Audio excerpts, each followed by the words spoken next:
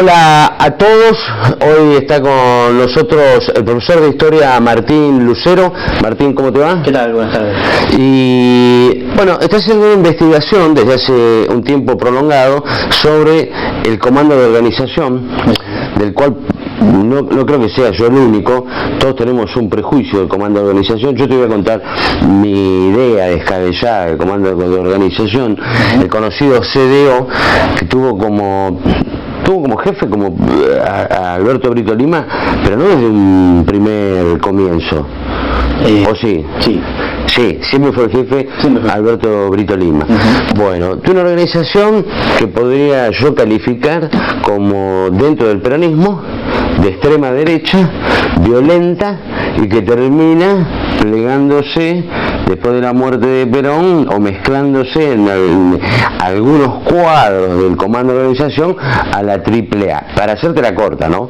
Esto es, yo como tengo, sin haber investigado, como tengo del imaginario de los relatos de pasillos al comando de organización. Vos lo empezaste a investigar y decís, no es así.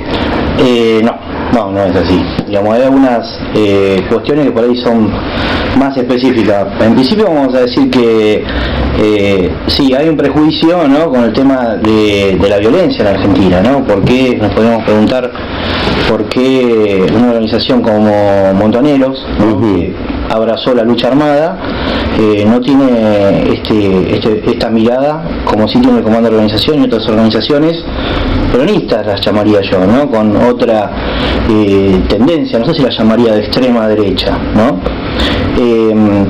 Por ejemplo, Montoneros es una organización que abraza la lucha armada, ¿no? Y el comando de organización no es una organización que se haya plegado a la lucha armada, ¿no? Claro, no. Si bien actuó, ¿no es cierto?, con ciertos márgenes de violencia, pero bueno, el contexto de la época ameritaba eso, ¿no? Digo, obviamente que desde la actualidad nosotros no podemos prejuzgar, ¿no es cierto?, porque vivimos una época que la política pasa por otro lado ahora, pero en esa época la violencia era parte.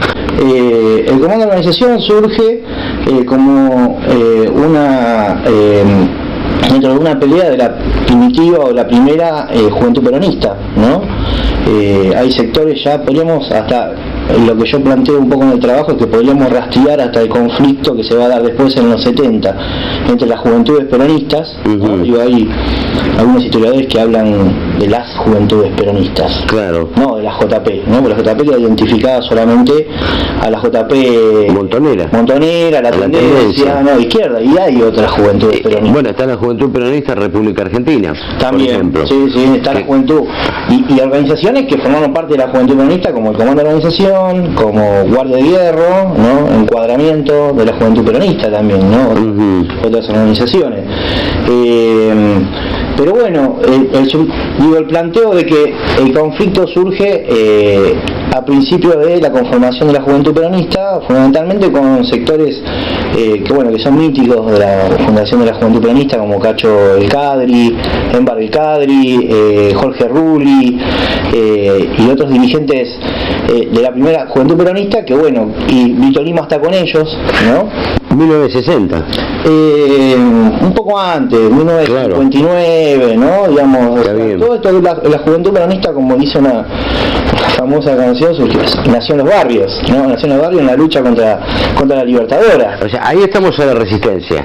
No estamos en la lucha armada todavía. No, todavía no. Pero digamos, la primera juventud peronista empieza a tener, digamos, esta primera juventud peronista de la que hablamos ya tiene un hecho armado, ¿no? Un intento de copamiento de una seccional militar en Ezeiza, ¿no? Digamos, sí. Y lo logran, sí. Lo logran y sacan armas. De ese, por ejemplo, en ese hecho estuvo involucrado Brito Lima, pero no lo dejaron participar, ¿no? Porque ya había cierto conflicto, en principio porque la juventud peronista de esa época se iban conformando con jóvenes de distintos, muy desorganizadas, ¿no?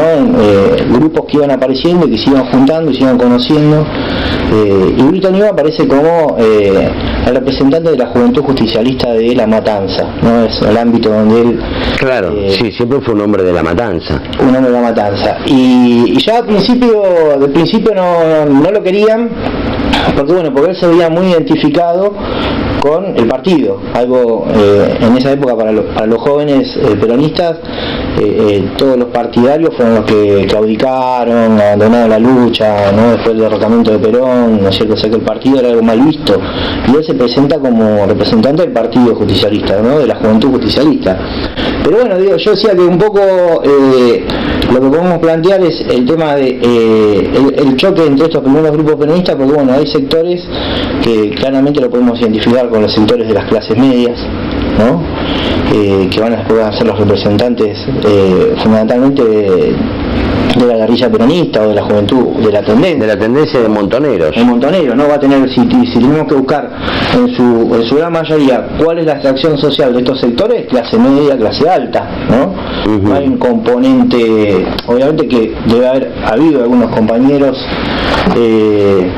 que estuvieron en Montonero, digo, trabajadores, sectores sociales, obreros, ¿no? Pero sí, no es la característica, no es la característica de la guerrilla en Argentina. Digo, a mí me parece que son etapas o componentes distintos de una misma cosa, ¿no? Que es el peronismo, ¿no es cierto? Lo que pasa que, bueno, si bien hay sectores, los sectores de las clases medias son los que se incorporan, digamos, después del derrocamiento de Perón. Bueno, le cantaban, por ejemplo, conducción, Montoneros y Perón, ¿no? O sea, no es que querían, o sea, bueno, también era, digamos, lógico y era algo que en el momento, en la época, se hablaba por lo bajo de que, bueno, que Perón biológicamente tiene una vida por ahí muy limitada, entonces estaban pensando en quién iba a ser el que lo iba a reemplazar. Estaba cantado Isabel. Y apostaban a... sí, digo, eso también, ¿no? Otro tema bastante tabú, ¿no? En Isabel, la historia argentina, ¿no? Isabel Perón, sí, ¿no? Digo, está exiliada, ¿no? Vive en España, sí, por propia voluntad, nunca quiso hablar. No, es verdad. Yo hablé una sola vez con Isabel y no quiso hablar. Nunca quiso hablar, ¿no es cierto? Y sí, tiene el concepto de vanguardia Montonero. Claro. Sí. Y también vamos a decir que son los 70, muchos sectores de la sociedad argentina, mientras existieron los Montoneros y Perón estaba exiliado, en el exilio, o a punto de regresar, bueno, apoyaron a estos sectores, ¿no es cierto?, fuertemente, ¿no? Tuvieron un fuerte apoyo de la sociedad.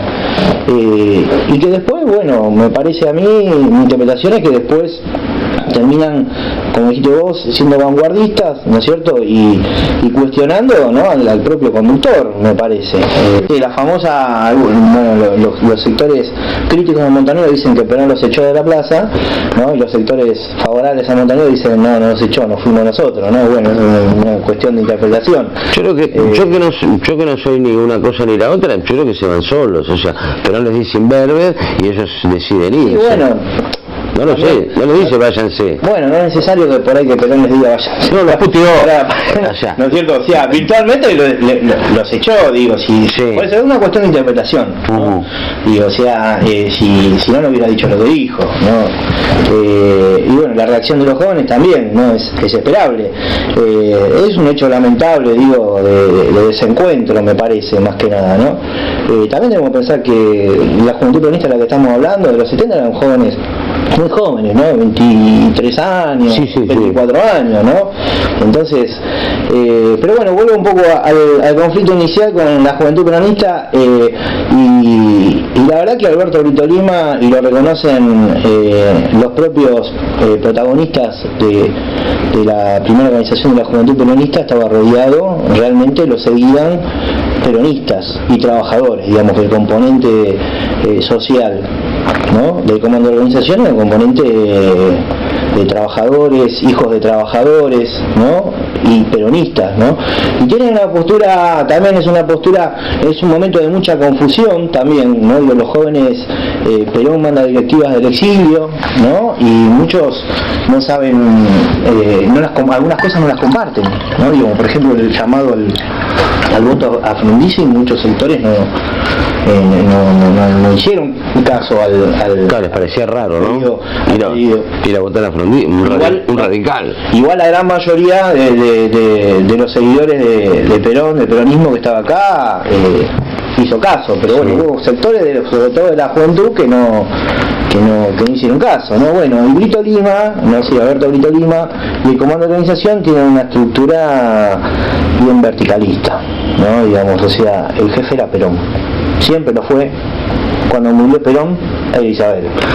Hay una etapa del caudillo, ¿no? Que de eso después te voy a preguntar qué relación hay entre esta publicación, El Caudillo, y el comando de organización, que dice, la tapa dice, Isabel Perón no es heredera, Isabel no es heredera de Perón. Y uno daba vuelta a la publicación y decía, es presidenta por mérito propio. La recontrabancaban a Isabel Perón. Sí. Bueno, el profesor Martín Lucero, hablando del comando de organización, un tema, yo diría, es un cliché, pero es tabú dentro de la historia y del peronismo hablar del comando. Sí, es verdad. Mirá, yo te cuento el tema de la investigación. Digo, parecería ser que yo cuando en ámbitos históricos, ¿no?, en los que me muevo, cuento que estoy investigando al comando de la organización y a Alberto Brito Lima, todos me dicen, ¿por qué elegís ese tema? Claro. Y enseguida me encasillan, ¿no? Como que sos un generoso, sos un facho, ¿no? Claro. Pero bueno, en realidad me parece que... vos sos profesor de historia. No, totalmente. Y está bien que lo investigues. Y bueno, parece que para algunos no, porque también vamos a decir que es un tema que no estaba muy investigado. También se ha investigado, ¿no?, al nazismo. Sí, bueno, pero digo, de lo que es, digamos, de lo que es... Yo lo estoy comparando, Sí. Pero digo, se han investigado otros temas también muy difíciles, pero la investigación hay que hacerla. Sí, bueno, pero me parece que hay una especie de... en lo que es la historia, una visión, ¿no es cierto?, que tiene el control, podríamos decir entre comillas, de lo que se tiene que investigar y lo que no. Claro, está bien, ¿no es cierto? Sí. Y entonces, este es un tema que no se tiene que investigar, ¿no? Lo interesante, y si no, como en cualquier librería que veamos, son los movimientos armados, Montonero, FARC, de eso, sí. pero para hacerte un festín de libros. Sí, seguro. ¿No? Bueno, de comando de organización no había absolutamente nada, ¿no? Es más, cuento también acá que tuve la oportunidad de entrevistarme junto a un compañero que logramos acceder a través del doctor Marcelo Díaz, a Alberto Brito Lima, ¿no? Y lo estuvimos entrevistando, estuvimos charlando con él, ¿no es cierto? Que bueno, que también hemos sacado de ahí información muy valiosa, ¿no? Digo, en principio son grupos submilitantes que todavía existen, son muy reacios a hablar. Déjame hacer una pausa y luego de la pausa continuamos hablando con el profesor de historia Martín Lucero sobre, en este caso específico, esta vez, del comando de organización. Quiero sacar una duda. El Caudillo fue la publicación que llevaba adelante Felipe. Sí. Estaba asociado a la AAA. Felipe Romeo y Alberto Brito Lima, ¿tenían relación?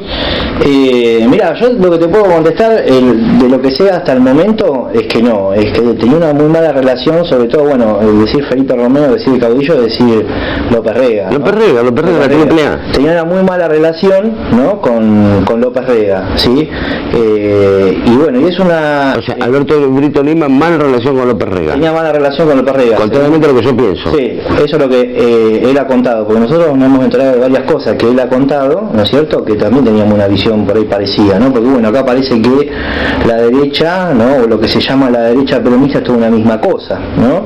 Y la AAA es lo mismo que el comando de organización, que la Concentración Nacional Universitaria, o que Guardia de Hierro, que es todo lo mismo, ¿no? Sí. No es todo lo mismo, ¿no? Hay matices, lo que pasa es que bueno, también no se ha investigado el tema, ¿no?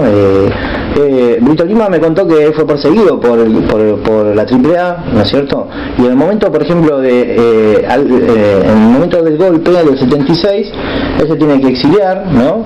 Y en ese momento dice que él cuenta que lo perseguían, obviamente ya para ese momento Montoneros eran enemigos del comando de organización, pero en un momento previo no.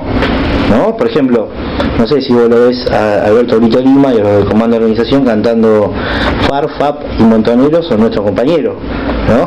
No. Bueno, cantaban esa canción, ¿no? O sea que hubo un momento en el que toda la juventud previa al regreso de Perón estuvieron unidos, ¿no es cierto? Digo, hay una famosa foto, creo que en un acto en la cancha de Atlanta, en la que está Galimberti. Sí, esa foto la tengo. Brito Lima, ¿no? No lo veo Brito Lima. Galimberti, creo que está en el libro de Galimberti, creo que está ahí, esa foto.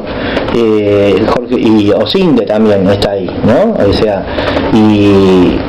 Ahora, Osinde después termina siendo uno de los protagonistas en Ezeiza. Sí.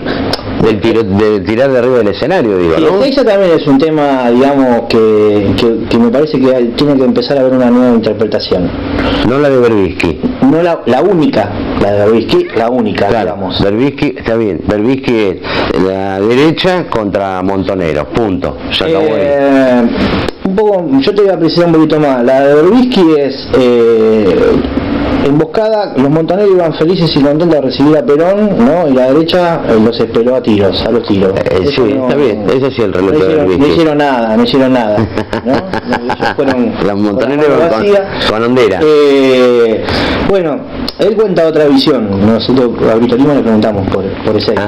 Y él cuenta, en realidad yo tengo dos visiones ahora nuevas, ¿no? La que me contó Brito Lima y la que trabaja un profesor de la Universidad 3 de Febrero que es donde estudio yo también, Samuel Amaral, ¿no? Que salió en una nota en la revista Todos Historia. Samuel Amaral dice que fueron hechos aislados, que en realidad no hubo ninguna masacre, ¿no? Y que muchos sectores, ¿no? Él estuvo presente ahí, lo cuenta como historiador y lo cuenta como militante que estuvo ahí. Dice que fueron para la cantidad de gente que había, digamos, los conflictos, digo, o los tiroteos que hubo fueron aislados, que hubo gente que se fue y no se enteró nunca de nada, lo que había pasado, ¿sí? Y que fue una gran exageración, que cuestiona el término masacre de Ezeiza. Esa es una interpretación de las últimas. Y bueno, Brito Lima dice que él formó parte de la organización del acto, ¿no? Y que que se había armado todo de una manera para que los sectores antagónicos no se rocen, ¿sí? O sea, había cada grupo tenía que entrar por distintos lugares, distintas calles, distintas entradas, ¿no? Por un lado entraba el sindicalismo, por otro lado entraba la columna de la juventud, por otro lado entraban los otros grupos, y que Montoneros había también delegaciones del interior, por ejemplo, ¿no? Sí. Cuenta que había una delegación, si no me equivoco, de Tucumán, que hacía una semana que estaban acampando frente al Palco, ¿no? Sí. Y que Montoneros entra por un lugar que no tenía que entrar, que no estaban autorizados para entrar, y que el conflicto se da cuando quieren sacar, ¿no? Desplazar a todos esos sectores. Porque el tema es que él estaba enfrente al Palco, ¿no? Sí. Bueno, ahora, el comando de organización, ¿por qué se llama comando? Porque comando es un término como militar. Sí. Y sin embargo vos me decís que no, o sea, y es cierto, ellos no se reconocieron como grupo guerrillero, como grupo armado. No digo que no llevaran pistola, Sí, eso no, tampoco lo digo yo. Claro, no digo que no llevaran pistola, digo, como grupo guerrillero ellos nunca se reconocieron. Ahora se llama comando de organización. ¿Qué es lo que quieren organizar? Yo supongo, la resistencia. Sí, mirá, te cuento, el nombre proviene de los inicios también de la juventud peronista, ¿no? O sea, también sabemos que Perón era militar, ¿no? Y que todo, digamos, el vocabulario, o gran parte del vocabulario del peronismo tiene conceptos militares, ¿sí? Qué sé yo, no sé, si querés, el libro Conducción Política. Y belicosos. Sí. Sí. El libro Conducción Política tiene todos términos de esa característica, ¿no? Entonces, cuando se está conformando la juventud peronista, se empieza a armar distintas secretarías, ¿no? Y con estos nombres, no siempre. Por eso. Y una de las 5. Y una de las secretarías, sí, es el comando de organización. Secretaría, la Secretaría de Comando de Organización de la Juventud Peronista. Y el que está a cargo de esa secretaría es Alberto Brito Lima. Sí. Entonces, cuando él rompe, digamos, hay una ruptura, ¿no?, en esa primer JP, él se va, ¿no?, con su gente, ¿no?, y se queda con el nombre. Claro, y se queda con el nombre. Está bien. Y vos me decís que él se llevaba mal con Felipe Romeo, con el director del Caudillo. Claro, yo lo que te digo, yo lo que sé que él dijo que no tenía relación con la triple A o con López Rega, no tenía, digamos, no tenía una buena relación. Alejandro Llobelco, comando de la organización.